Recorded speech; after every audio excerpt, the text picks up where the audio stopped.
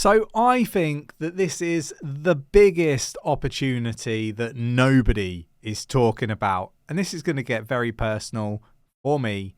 So let's get into it.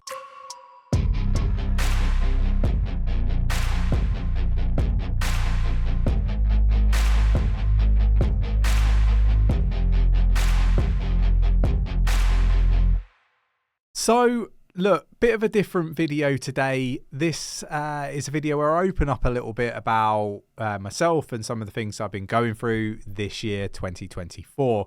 So obviously, people that do know me, I would think would perceive me as a very positive person, somebody that going into 2024 was all about goals, very driven and really excited about what was going to happen in 2024.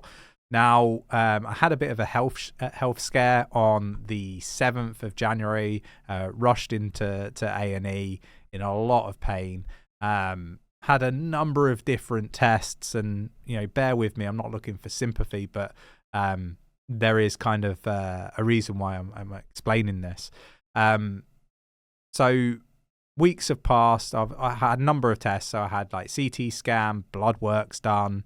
A week later, I get a phone call from the doctor that I saw at the A&E, and basically he said that I need to go for an MRI scan.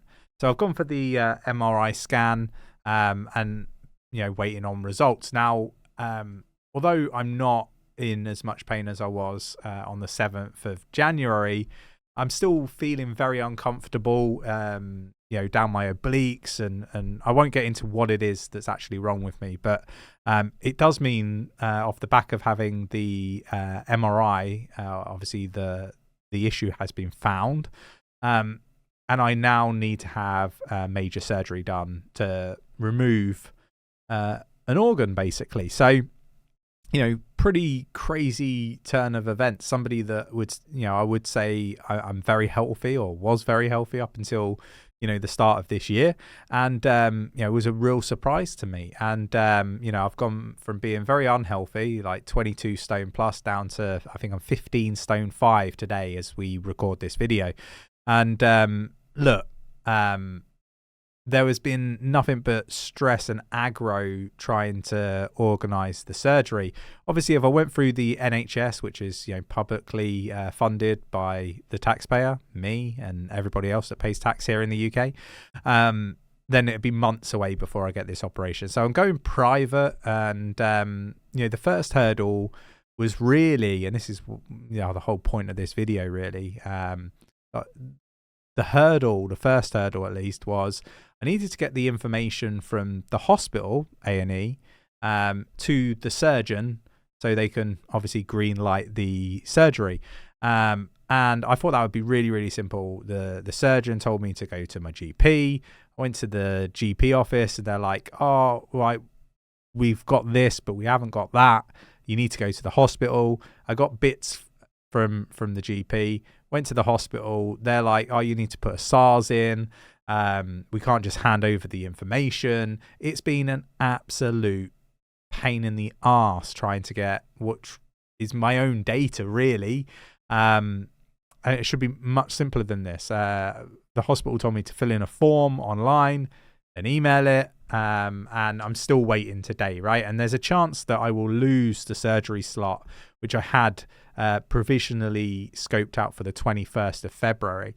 So, for me, it's a priority to get this all sorted. I'm supposed to be doing a lot of traveling, and, leaving this this isn't something that is necessarily really bad. It's not the worst scenario that, it could have been. I mean, it could have been cancer. It could have been anything.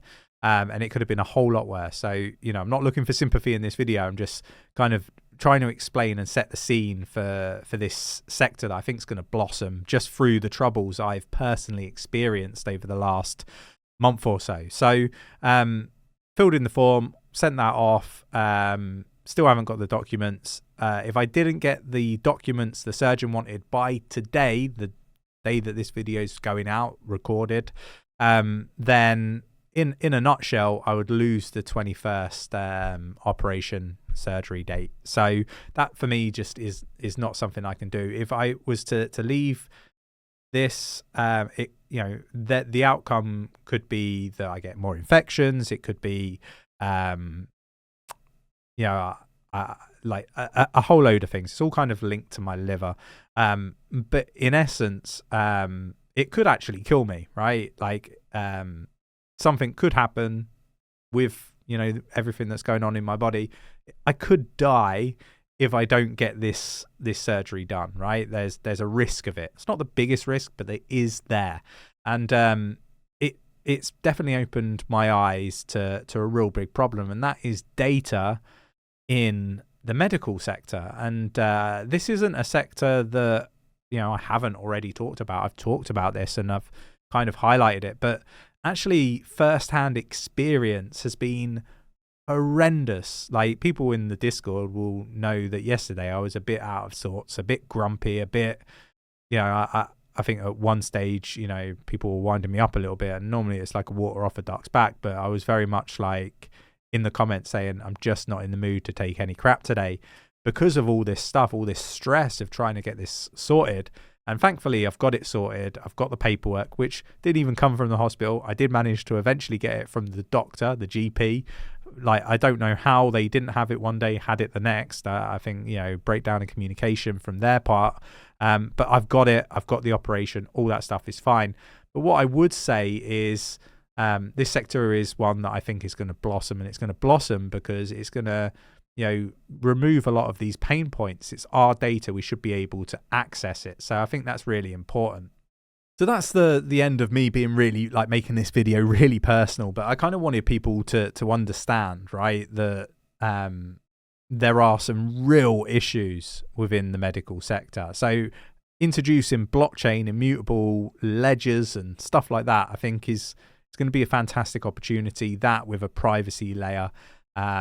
And everybody knows I've been talking about privacy layers as something that is definitely needed in the crypto space in order for us to get mainstream adoption. That is the likes of medical. That is the likes of banks, right? You can't have a bank account where everybody can see what you're purchasing, when you're purchasing, how much you pay, and how much is in your account, and all that sort of wonderful stuff. Just like you can't have people seeing what's actually wrong with me. Maybe I don't want to share with the whole world what is wrong with me. Maybe I'm not too bothered, but that should be my choice, right? And having it on the blockchain, I think, is going to remove a lot of those difficulties, because somebody could just search you on the blockchain, be it the surgeon in this case, and I could allow them to unmask the data they've got. And there would be none of this, me having to chase this person, find out that it's not this person that's got it, it's somebody else, and so on.